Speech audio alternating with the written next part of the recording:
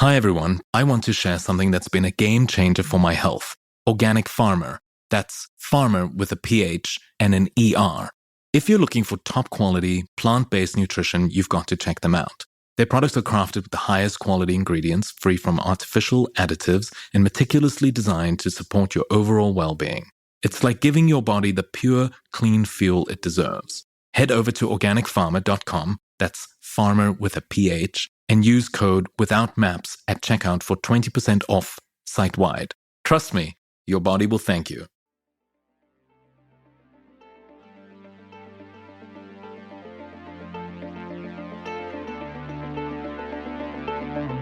Welcome back to Without Maps, the podcast. I'm your host, Daniel Scheffler. In today's episode, we'll be spending time with French chef Dominique Crenn. She is the only female chef in the US to attain 3 Michelin stars for her restaurant Atelier Crenn in San Francisco.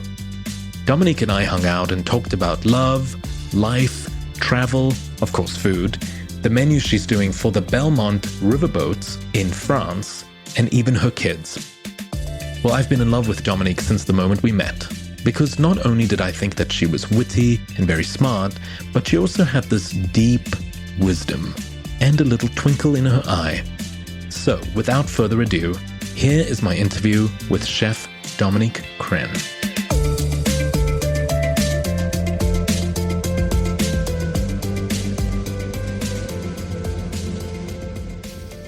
Spending time with you last night and being at your restaurant in San Francisco, it blew my mind. And I hate to be like a fanboy, but I think I am. We love fanboy. Oh, good. I felt like there was a thoughtfulness and a cerebralness and a personal journey that I went on with you. Mm-hmm. You know, I eat everywhere in the world all the time, but this somehow felt different to me. Like I felt so connected to you in a beautiful way. And maybe because I've started to get to know you, we've become friendly, and we've connected on our African roots, adopted roots. We've connected on the sense of travel and the sense of being in the world. And I look at you and I just think, how the fuck can she do it all? And be so positive and joyous. We have one life to live, yes. It's all about energy, you know. I think first of all, I just want to say thank you so much for coming last night. It was so great. Michael and I had the best time. To be able to connect. You know, I love to connect with people. And I think everything I do is with intention and purpose. And this is the gift that I've been given to be able to express myself to culinary art. And I use food and ingredient and story as a way of telling more about who I am to the others, you know, because life is about connecting with the other. And how do you do this? You know, you're doing podcasts, you're writing, but when you're writing and doing podcasts, you're connecting with the other and you want the other to listen or to hear you out. So, and I want people to be able to see me as who I am, not to judge me. Right. And I want to offer that, and it's a place of vulnerability, I think, you know. Oh, yeah. And I think my industry is a bit tricky because there's a lot of formula here. You got to be like this, you got to cook like this, you got to serve like this, you got to give you. I don't look at this place like this. This is my little workshop, my atelier. And so when you walk into my space, I'm asking you to surround yourself to what could be and to the surprise and the curiosity of your experiences, you know. So last night you saw me on the plate. I did. I felt you. I ate you. Yeah, I ate you. You ate me, yes. But I saw you walk the kitchen. I saw you walk and touch every table. And every person there looked so connected to you. Yeah, it's important. It was so beautiful to see that. Do you feel like it takes from you or does it add to you? No, I often say that meeting a stranger and they bring something else to me and they become a part of my DNA and my journey. It's interesting, yeah? No, I feel the same. And I think it's important to be always on the quest of curiosity with others. But it's important, they're coming to my house, they're coming to my home, And I don't want this dinner to be a transaction. Right. I want this dinner to be an experience and an exchange, you know. Right. So I sense that. I think, this is... Last night after dinner, when I was waiting with Michael for you at the bar, we talked about...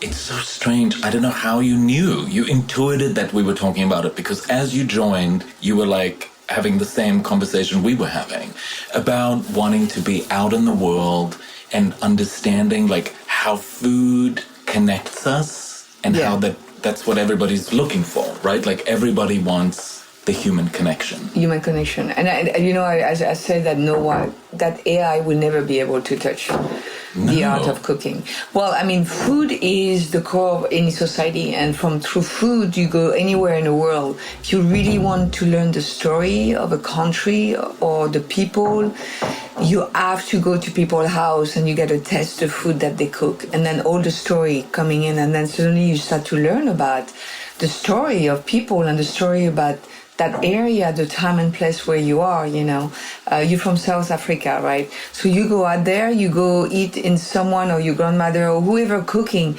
there is story behind it. And it kind of open you up. It's feeding you with the food, but it's also feeding you with knowledge that you can't get anywhere else. Yeah. So that's what food is so important. Yeah. It's a connection, it's a human connection that go beyond of being fed physically. You also fed spiritually and mentally. Yeah. It's strong. I know, it's a mind fuck. It's a mind fuck. Yeah. So when you go to places and you see fast food, I'm like, no. Right. It's really killing the human connection. Because there is no more human connection when you get in control. Food is also a weapon. You can be controlled by food. So I don't know. We can go and talk about this for hours. We will. But, yeah. When we go to Mexico, we'll do that. Oh, totally. You know. Mushrooms, Mexico. Yeah, anywhere. Yes, I like that too. How do you tell that story? Like, how do you tell your story through food? I mean, when I did 23andMe and discovered a lot of my ancestry, a lot of the things that I didn't know about myself, right? Like I grew up with parents that were not my own. My parents felt so distant to me, and in later years, I've developed a fondness for them. I mean, I was very close to my mom, but I didn't understand their root system the way that maybe you have. Right. You're telling your ancestry story through the food. I mean, I saw it last night, right? Yes. It goes beyond France. It goes beyond France, actually. But I think you see, I was adopted. How old were you when you were? 8 days. Oh, 8 days. Yeah. Wow. Yeah. Well, apparently I was alone for a few days. Oh, wow. And I want to do a past life regression therapy, something. I love with that. a shaman to tell me what happened in those I love few that. days. Let's do it. Because I was with this woman, my birth mother, for 6 months. Wow, okay. And then she dropped me somewhere and never came back and looked at me. And like at the firehouse? Like at the babysitter. But what I learned through research and all that, she was abandoned at birth during the Second World War. Wow. Up in Charleville-Mézières, which is next to the Ardennes. Well, the Ardennes, actually, it was the part of where Germany were occupy France, like very violent area. Like it was, and then she was thrown in an orphanage at birth, and she lived there for 17 years. Then made her way to Paris, and she was homeless. Wow. She had 2 kids before me. She was homeless. So that all things, I don't know what she was eating. I don't know where she's. I was trying to find a little bit about where she was born, which is very. It's like next to Belgium, it's farmland also, and it's next to Champagne, actually. It's not far away from Champagne, like 80 miles away from Champagne, or kilometer. A lot of farm, a lot of pork, a lot of, But somehow, I was wondering, because the other side, I have no idea who the other side was. Right, me too. To 23andMe is like, okay, welcome to the other world, where everything started, which is Africa. Right. Africa, from the West Africa, North Africa, West Africa, Egypt, going back to Anatolia. I mean, it's crazy, so I've never were attracted to that food, the North African food. Right. Interesting, yeah? That is interesting. Like it's never been. I can't make you some couscous right now. This is not what get me. What get me is anything from the sea. Yeah. There's things about the sea or anything of the sea that was just like, I feel that I was born into a water pool because, you're born into water when you're a baby. It's like you have water, but... Are you a mermaid? Yeah, well, maybe. But and then the taste. Yeah, the brine. The brine. Well, you saw what I drank last night. Yeah. You were dégueulasse. Yeah. Brine. Spritz. It's delicious. It's delicious. It reminds me of the ocean. Like, it feels like I'm drinking the ocean. No, I love the ocean. And it's inside. And so it's a part of my DNA and perhaps that I don't really know. But it's just like, it's a need of Mediterranean. But like on the other side also, I love Mediterranean food.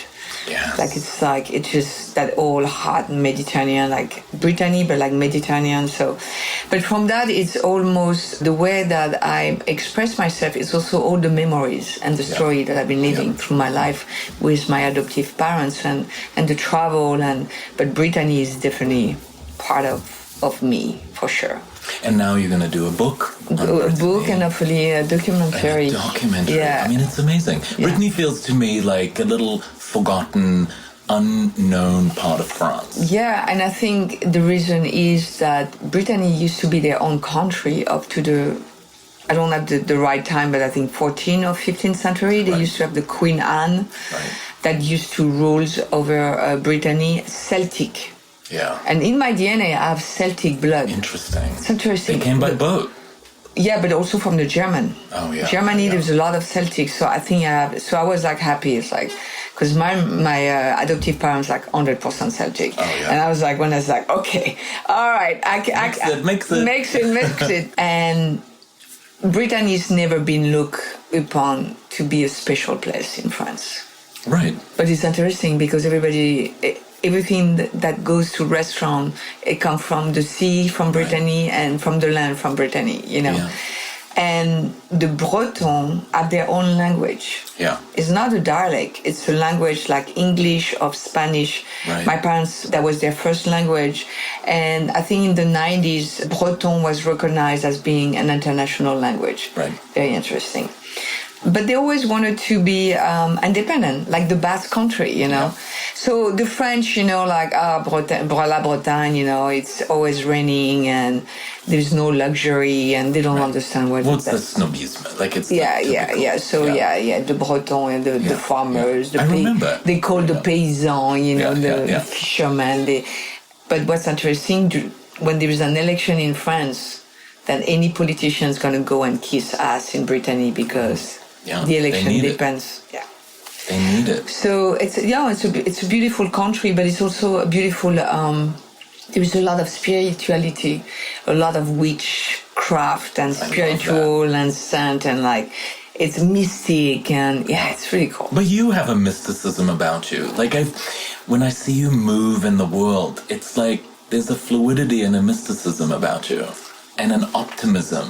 I mean, I'm very my waking thought this morning. And the first thing I said to Michael when I woke up, I was like, isn't she just such a joy? And he was like, what? I'm waking up. Coffee. And I was like, isn't she just joyous? Like, it was so infectious. Well, I think when you have to choose, I think when you wake up in the morning is you have a choice to be. And I think if you choose to bring positivity to yourself, but also to bring that positivity to others. Yes. And to see others also, like, you got to pay attention about helping an older person on the street that's struggling, or you see someone crying, it's like, are you okay? And then just like, everything is great. And even through my struggle, I try to see the light of the beauty out there. Have you always been like this? Always. It's the joy of being born and being chosen by love. I have the same. Yeah. Adoptive kids are like this. Yeah. Because you were kind of neglected. You were left. Yeah. So now you're like, fuck it, I have a chance. I should do it. But there is the other side of it that if you get neglected by somebody in a relationship and all that, it's so... Because we love, we love fully and there is no There's no lie, there is no manipulation, there is no expectation of we love because we want to love so fully and often. Like a dog, like the way that my dog loves. Yeah, unconditionally, and it's also, we probably get those people that get hurt the most. Yes. Well, you saw me with Michael last night, right? Like, it's just love. Like, I just look at him and it's just love. Yes. And he's like, yes, I got it. Yes. It's so sweet. And so we have to, it could be romantic or friendship and all that. We have to make sure that through our journey, we find people that see us for who we are. Right. So it's been my journey, actually, to try to also understand that not everyone is great, okay? Don't let too many people come into your light, because your light can get dimmed very easily, and my light can't get dimmed that way. But I've been through some stuff, but that's okay. Yeah, but that makes you have more flavor, right? Yeah, I'm a happy person, and my own happiness is my own work, which is great, But I love to love. I love to love people. I love love. I love love, and I love, doesn't mean that I'm going to be in a relationship with them, but I love loving people fully. And if you make that step to further into a relationship, then I get in trouble, because then it's just like, I haven't learned to be in a relationship yet. I just want to love myself first, and then bring the love out there. So, well, you heard what Michael and I were saying last night, right? First date, first conversation we ever had. I'm not in charge of your happiness. You're in charge of your own. Work it out. And we were like, oh, we have the same value system. We should get married. We should be together forever. Yeah, no, this is good. And that's, I think I try to teach that to my kids also, that no one's going to bring you happiness except yourself. Right. So make sure you get your shit done here. You have twins? Two girls. How old are they? They just turned 11. This week, Charlotte Alexandre Bleu. Oh my God. And then Olivia Bell Parker. Wow. Two beautiful angels, super smart, curious like crazy. Catherine and I, when they were younger, Catherine is my ex-partner, where we had the kid together, and I'm so grateful for this. And we just put books in their hand. Like, they were 2 years, books. My no mother TV, did nothing. the same. Books. So now they're just like, they read it's incredible. I mean, the way they write, the way they tell story, the way their imagination goes, and the way they write poem also. They're 11 years old, and they've been writing poetry since. I'm like, this is unbelievable, and it's so inspiring. And I just want to be around them, because they inspire me every day. Nice. So. How do they feel about the travel? They love the travel, but they don't But like. they can't go all the time. No, not all the time. So where do they want to go? The next one is Japan. Oh my God! They want to go to Japan. Who for doesn't? Sure. Olivia, especially Olivia, just want to go to Japan, and I'm like, okay. Then they want to go to Africa. Yeah, I think that would be great. And they've been everywhere. I mean, they've been to so many places. Germany. They love Holland. They love that, like all the east part of Europe. Obviously, France. Yeah, I love that you're teaching them from a young age to travel and to want to travel. It is it's a fucking privilege, right? It is the greatest privilege of my life to be able to travel the world, because so many people can't. I get it. That's right. But 130 something countries. Right. I have made it my life's journey to travel. Yeah. And it's because I'm curious. It is because it feeds my curiosity and my almost like insatiable hunger for meeting people. Well, I think curiosity has to be the number one things and first skill as a human. You gotta be curious. Right. Doesn't matter how old you are, you gotta be curious. You gotta go out there in this world and be curious. Curious also to find you have to be on the quest of your own truth. You can't be in a box of what people want you to be. You gotta be curious about other things. You gotta be humble enough to know that who you are is not the best in the world, but nobody is better than you either. Right. So, but curiosity is also allowing you to discover the world and to get knowledge of things you don't know. Right. I mean, look at the world. It's incredible. You go to, I've never been to India. I want to go to India. Oh, speaking of which, let's talk about this right now. Okay, so in November, I have a little surprise for you. I'm arranging a little trip for us. Oh my God, I love it. I was going to tell you, and then I was like, I'm going to keep this as a little surprise. Yeah, so you just have to say yes. Okay, yes. So my idea is to do a culinary trip down the East Coast from Darjeeling, Varanasi, down that coast of India. Love it. On the northeastern part of India. And there's a travel company that I spoke to, and I was like, fuck it, I'm going to invite Dominique Crenn with me, and we're going to do a food trip with a guide. Love it. For a week. Oh my God. So just say yes. Yes. Yes. Michael's like, you don't even know her. She's going to think you're a crazy person. And I said, no, she's going to think, fuck yes, I'm going to go to India with a new friend and explore something I have never understood. I love it. This is, you know what I said this year, at the beginning of the year? It's a year of transformation, but it's also a year where I'm going to allow myself to do things that I've never done. Well, here it and is. I don't have anybody to answer to, and I'm free of doing things that feed me, you know. Right. I think you and I love to travel and being curious because it's feeding us. Oh, yeah. Like if we stay in a place and we're not moving, I think we might be dying in a way, you know. I feel the staleness of it. I mean, sometimes Michael will say to me, what do you not want to face that you're always moving? And I do pause when he says it to me, because I do think by myself, well, okay, what is it about myself? I mean, there's some things, like the last month I did something maybe not so good, and I've been grappling with that for a month. What did you do? No, something dishonest. Okay. And why did I do it? Because I wasn't paying enough attention. I was rushed, and I was like, oh, it's a little white lie. Yeah. And it came back to me. And it had large consequences. Right. Which I've dealt with. Right. But I had to sit with that feeling of like, oh, fuck, you are also this person. You are also dishonest. And it was hard for me to admit it. Yeah. Because I don't want to be that person. Yeah. But I sat with it, and on a long, long flight, Yeah. I was quiet, and the plane, everyone was sleeping, and I just lay there, and I thought, okay, now process this thing in yourself. Right. Like you're away from the world, no one knows you're here. Right. Deal with this thing that Right. is hard to see about yourself. And I looked at myself very carefully, and I said, okay, you fucked up. This was not who you want to be. Yeah. And this is not how you're going to live your life. I think that's beautiful, actually.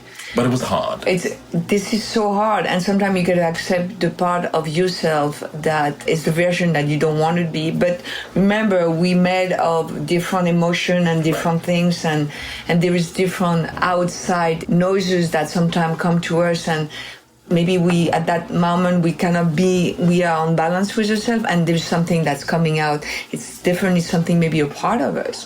Right. But remember, there is a Rumi poem. We are a house. And there's a lot of guests coming into the house. We just have to welcome them, you know. But the fact that you acknowledge it and you're aware about it, this is huge. A lot of people will not do that. And it's okay. Yes. It's okay what you did. It's okay. You learn, you've been curious about it, and then, but don't wake up anymore in the morning that you were bad. It's okay. Yeah, thank you. Yes, thank you. Yes. But it's interesting how we process this stuff. Like, absolutely. And travel helps me so much to process this shit, because I think I'm out great. in the world and I'm like, okay.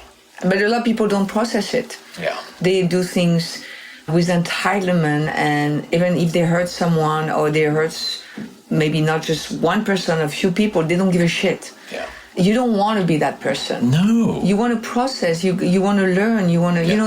I want to be better. You know, a human is not perfection. A human is someone that is made with evolution, and the evolution allows us to be more curious about ourselves and to learn and shed the version of where we were few months ago and to become somebody better, you know. And that's the beauty of being a human, because you're learning about what doesn't work for you. Right. I think that's cool. We're going to take a little break to have a word from our sponsors.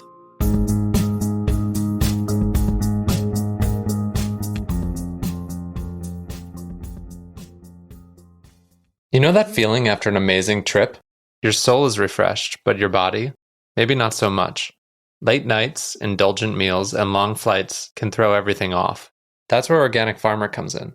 Designed by a functional medicine physician and 2 macrobiotic chefs, our cleanses and nutrient-dense programs help reset your system, bringing you back to balance. All organic, plant-based, and free from gluten, dairy, corn, soy, and egg, because your body deserves a reset too. Head over to organicfarmer.com, that's farmer with a PH, and use code WITHOUTMAPS for 20% off your first purchase. Get back to feeling your best today.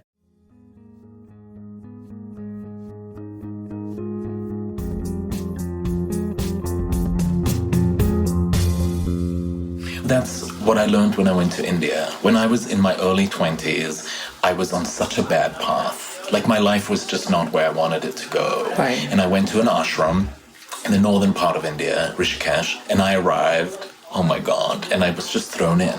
Wake up at 4, clean the yoga mats, meditate for hours, yoga with a 100-year-old like yogi man. And then you're sitting with the Bhagavad Gita all day and you're getting all this heart knowledge, like stuff that was always in the head, straight to the heart. And I changed who I was. And at some point, my teacher, Bhagwati, said to me, oh, how's it going? And I said, oh my God, it's going so great. I'm killing it. I'm doing so well here at the ashram. Look at me. And she was like, well, it's easy because you're here. What are you going to do? You have nothing else to do. And I was so angry. I was like, how could she say that? And then I was like, oh, fuck. Yeah. And then she said, the work starts when you walk out of these gates and you go into the real world. The real world, yeah. And she goes, while you're at it, all this, go spend some time in the Ganges. So I went to the river and she was like, I think you should just stay in there until you work this out. So I stood in the water, right? And it's cold and it's coming down and there's dead bodies and there's, I don't know, schmutz and there's food. And what do you mean dead body? Yeah, you know, like they burn bodies and they send them down the river and dead animals and branches and food and candles and I don't know, fucking shit. It's beautiful. It's just part of life. I love it. And I was watching this all happening and I went through the like, well, why am I here? Why did she send me here? To being like, well, fuck her. Why did she send me here? To going like, oh, I see. Okay, well, fuck me. Oh, I'm an asshole. Oh, I've missed the point. Oh, and then I cried. And then eventually the tears just started becoming one with the river. I love it. This and is the so mother powerful. Ganges saved my fucking life. I washed all that stuff away. All the things that I thought of myself. All the insecurity, all the self-hate, all that stuff. It just went. Wow, that's amazing. And I was like, oh, I get it. Powerful. Powerful. Yeah, That's India. Speaking of India. No, this is powerful. And it's hard, but it's beautiful. That's what I love about it. Well, I think the harder things for a human to do is to look upon their own self, to look in the mirror and to really look, okay, who I am. Right. Instead of a lot of humans are so afraid to do that. So what they do, they look outside of themselves to get validation from others. Well, that's what I was saying to you last night about how my relationship with Michael, right? What's so amazing is he's the mirror to me all the time. Remember, I held your hands and I said to you, like, that's the beauty, right? Like, I have this relationship where he's like, look at yourself. And it's such a fucking relief to me because I can't be dishonest about myself with him. He sees it, the good, the bad, the ugly, the whole thing. Yeah, and he loves me anyway. Yeah, that's great. But it's the only way to be in a relationship, I think. Absolutely. You can't just like look at someone and not love them when they are their lowers. You have to love them, doesn't matter. You got to love every part of them. Right. And be able to also have them feel that you see them, but you're not judging them. Yet there is also boundary that you have to also, it's like a dance, you know. Yeah. And if you don't have that, you have nothing. Yeah. There is nothing, you know. I mean, of course you can be attracted to people and like whatever. Right. But relationship and true relationship, it's every day you got to be able to be vulnerable with the others, but with yourself too, and not be afraid. Yeah, I feel that. Yeah, you feel that. I mean, it's rare, you know. People don't do the work. The work is hard, man. The work is hard. But I like it. Yeah. I like it. It's like beautiful, I try and see it as like Like I try and imagine it like yoga. Like I can't think of yoga as like something I have to be good at, right? No. Like it's just something you have to practice. You practice. Practice You have to every practice, time. yeah. That's how I see it. It's interesting that when you say good at, it's like this pressure that Yes. the world, since you're a little girl or little boy, that the society put on you. You got to be good at this. Yeah. No, you don't have to be good at anything. You have to practice things to maybe enjoy something. And if you don't like it, then go somewhere else. But like that idea is to be like, you got to be good. Yeah. You got to be good. Can we stop that? Yeah. And just tell to those kids, say, go enjoy yourself. Yeah. And Or learn. play, explore. Yes, and that's okay if you're not. If That's you don't what you're like teaching it. your kids? Yeah, exactly. Yeah. Yeah, the good. No, do you like it? Great. Keep Right. practicing. Right. You're gonna love it more. It's not about how good you are. Well, it's interesting because I think of my childhood, like formative time in South Africa. There was a real pressure. Like you had to be the best at everything. Yeah. And Yeah. I was not interested in that. I was like, I don't want to be the best. I just want to have a wonderful time. Did I tell you when I was in New Zealand last week, I saw one of my childhood best friends. Like we've been friends since birth and I hadn't seen her for 20 something years and we reconnected in Auckland. It was wonderful. And I said to her, the first thing I said to her was, am I the same? Do you remember me like this? And she was like, you are exactly the same. The charming, the joyous, the fun, the person who's always making everybody laugh and have a good time. I And I love was that. like, oh, I was like that when we were 5 years old. And she was like, yes. Oh, that's amazing. And it was such a beautiful reminder of like, oh, yes. Like, I don't have to be good at shit. I just want to be this person who is like, enjoy. I think people are gonna remember you how you made them feel, Good. not how good you were or whatever. You know, it's like that. It's how you make them feel when they were with you, and that's beautiful. And that's the way that I'm trying to teach my kids. You know, how that things make you feel or that person you were with make you feel. It's not about competition. It's not about validation. It's not about being beautiful. Right. Oh, yeah, we talked about this last night. Some kid telling your kids. Yeah. I was like, what? Well, it's just the wrong value system. It's the wrong value system. But Yeah. they were pushing back. You see. Implying that you have to be beautiful in this world. Yeah, and then what is beauty? Actually, it's like this idea. It comes from within. It's like this physical idea about someone that is not as beautiful as the other. It's crazy. Yeah, it is crazy. It's crazy, but it's the life, the world that we're living in. Actually, and even things, you know, like fashion. Boom, there is a brand there, so it's more beautiful than something with not, you know. Interesting to me. Yeah. So we have to be very careful about the way we use word and the way that what is beautiful is not nature. Nature is the most beautiful Right, things, and the chaos and the difference. You know, that's beautiful because it's so imperfect, but it's so perfect in a way. Well, there's no judgment on it. There's no judgment on Yeah, that. that's what I love about it. And I think as humans, we're starting to judge others, you know, like, oh, you don't have blue eyes, or Right. your hair is like not curly, it's curly. It's like, I mean, like that idea that we have to be more beautiful or better than others, like, Well, it's exhausting. It's right? exhausting. I mean, of course, you are better than most because you do have 3 Michelin stars and But we gotta you're a be big careful. fucking success. We got to So- be careful on that too, you know. But it's amazing what No, you've it's achieved. you know, I think it's been so incredible to be able to be being seen and recognized by those different institutions. Yet we got to be very careful about not being defined by that. Yeah. And what makes you great is what you do with it. Yeah. And the platform that you've been giving, and how you're going to use that platform to bring the next generation up. But I believe you. Like, I don't think you're saying this because you feel like you have to say it. I believe you. This is Like, it feels like this is your path. This is, I think, my journey. You know, Yeah. when I was very young, I was coming back from school. I don't know what time. I don't know how old I was. I think maybe 8 or 9 years old, I think.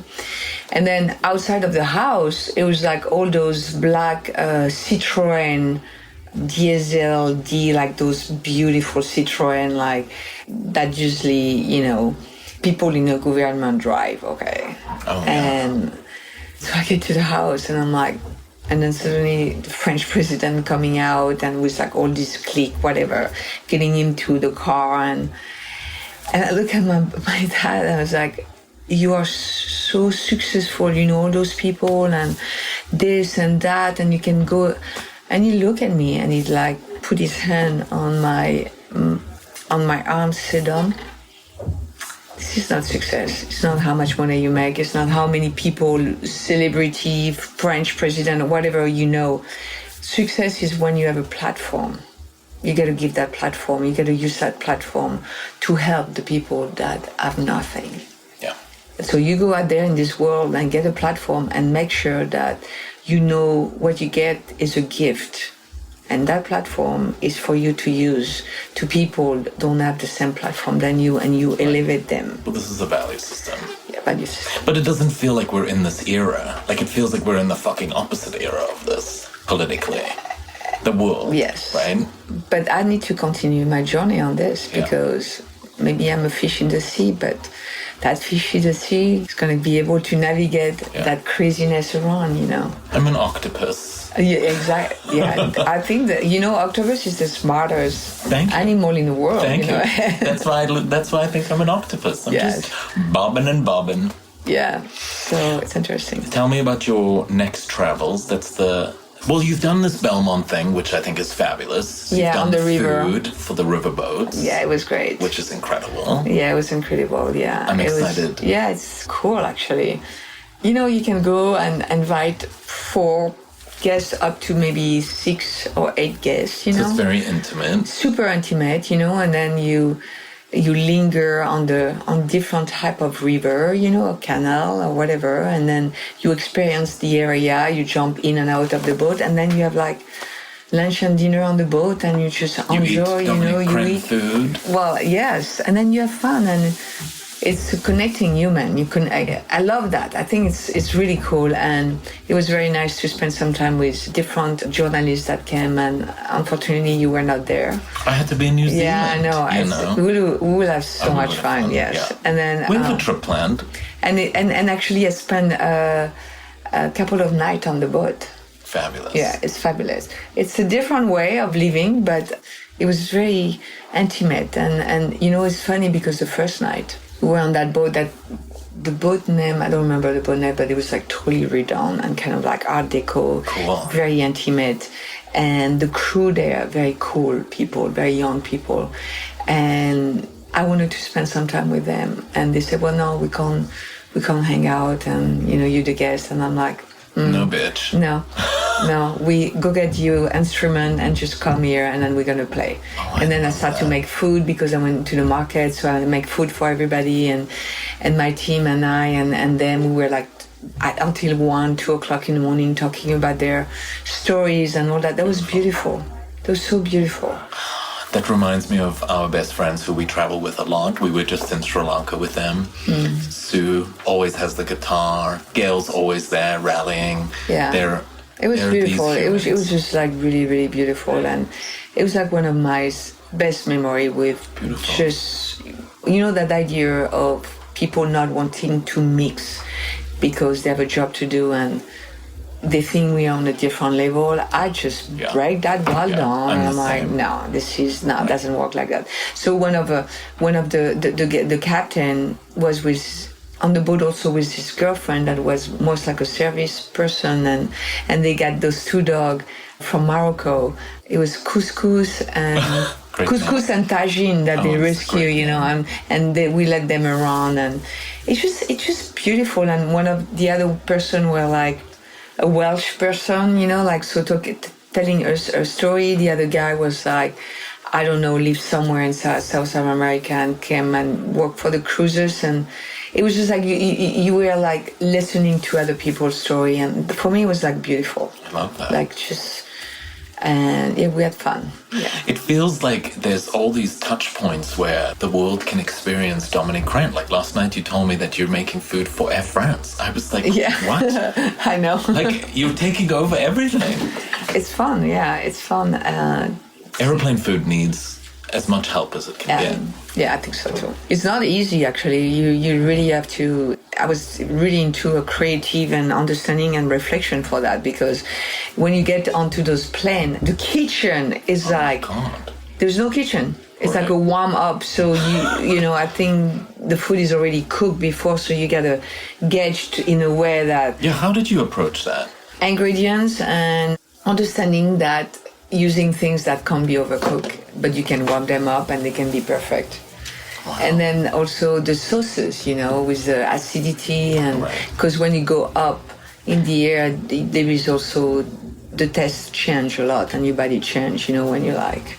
Right. So, and then your digestion also change. So that's why I say, why someone's going to eat a steak inside of an airplane is crazy to me. Right. That's not the place. That's not the place. Yeah, so what should you eat in the sky? Very beautiful, vegetable and beautiful fish and, simple, simple, but umami and things that make you feel good. And then, I usually do not eat. I have a meal and then I get on the plane and then I eat wherever I go. I sort of fast. Yeah. Not only because usually I don't think the food's very good, but also I don't like the way that food is so hot and a mess. Michael and I, when we were just on a big travel to Brazil on the way back, he was sitting in the seat in front of me and he got up and came behind and he was like, "Are you looking at this food?" And I was like, I can't even. And he was like, "It's like baby vomit." Yeah. It was not good. Yeah. Business class, whatever, but it was Yeah, it's unfortunate. Yeah. It's unfortunate. I think there was an opportunity here to perhaps create something that, somebody needs to come up with something else. But it's also, on the other hand, also there's not a lot of money.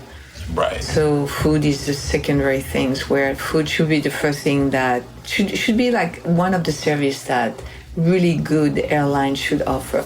But don't get me wrong, there is some airline that pretty amazing food. Yeah. I'm going to fly Qatar, which I haven't for a little while. I used to fly it a lot. I took Qatar once. It's pretty good. Yeah. I haven't done it for a little while. Twice. It was very good. Because I fly Star Alliance and it's not in it, but I'm about to go to Saudi Arabia. Oh yeah, Qatar, and Doha. Yeah. So I will let you know how the food is. Yeah, I was impressed by the food, actually. Okay. Yeah. Cathay Pacific. Oh yeah, I had dim sum on Cathay Pacific. Very nice. Singapore Airlines. Yeah. Turkish Airlines, long time ago, they used to have the chef. Oh, like a chef, Yeah, it's interesting. Oh, not anymore? No, I don't know. I haven't took that airline. Okay, we should probably wrap up because, you have a restaurant to run. I do have a restaurant, yes. The first guests are already there. Oh, so. fuck. That's okay. They're probably sitting and having a glass of champagne or whatever. They're probably dying to know where you are. And meanwhile, you're sitting in the cave with me. With you. And we should open a nice bottle, actually. Or maybe a non-alcoholic. We have some really good non-alcoholic. I've been drinking this non. But I've made one called pétanque.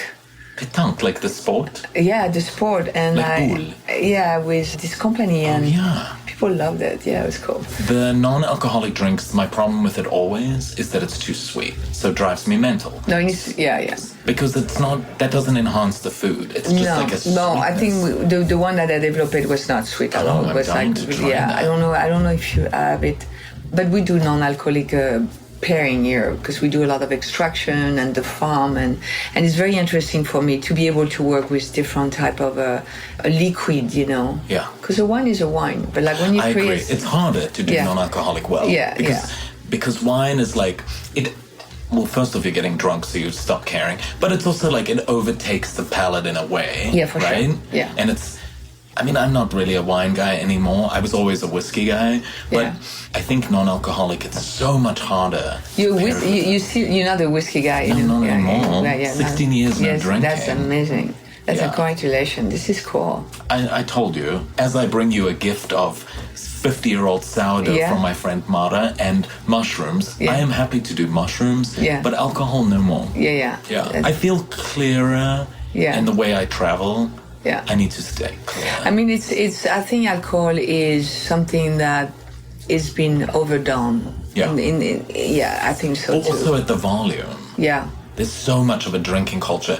You know, as I've told you, we're going to spend time in Spain now. I like the way that they sort of approach drinking. Not that I'll be drinking, but just like there's food.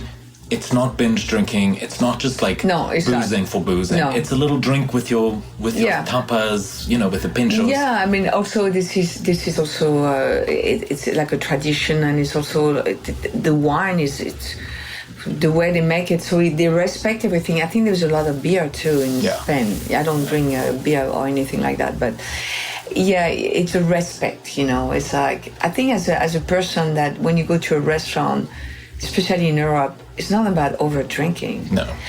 Then now there's a lot of bars that's opening and a lot of cocktail, and it's almost like the world, humanity needs to cover their pain. Yeah. And alcohol is a way to do that. Yeah.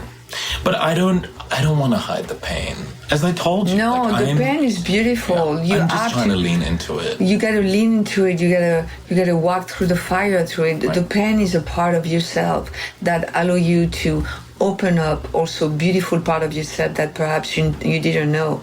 But if you didn't have pain, if you were not sad, then I would say there's a problem. You have to feel. Yeah. 100%. You know, I grew up. My mother was wonderful. My father was abusive. I grew up with an angry, abusive father, physically abusive. And I was scared. Like, I spent my childhood, right? Like, here's this little adopted kid. All I wanted was love. And my father was so jealous of my relationship with my mother that he couldn't handle. Wow. So he became abusive to me. And I spent so much of my childhood petrified, hiding. My parents traveled a lot and I started traveling, but to get away from you know, it was a fear. Right. And then at a very young age, I was living by myself. I just wanted to travel and be out in the world. I mean, like, being in South Africa at that time, it was like the end of apartheid. It was a weird, complicated time, right? Yeah.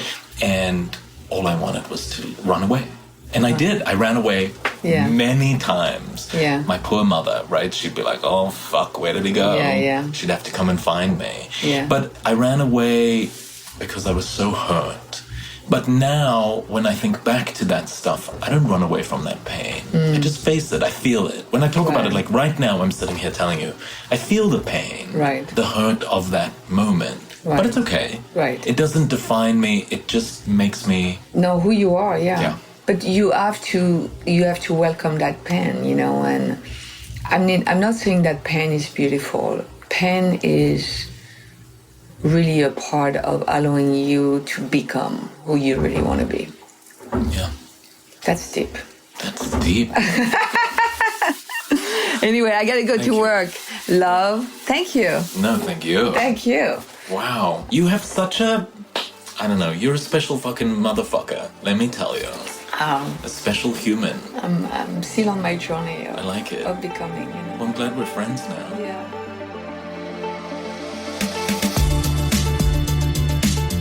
Without Maps, the podcast is produced by Chandler Mays and written by me, Daniel Scheffler. Emotional support by Michael and the best dog in the world, Ella. Until the next episode, bon voyage and happy landings.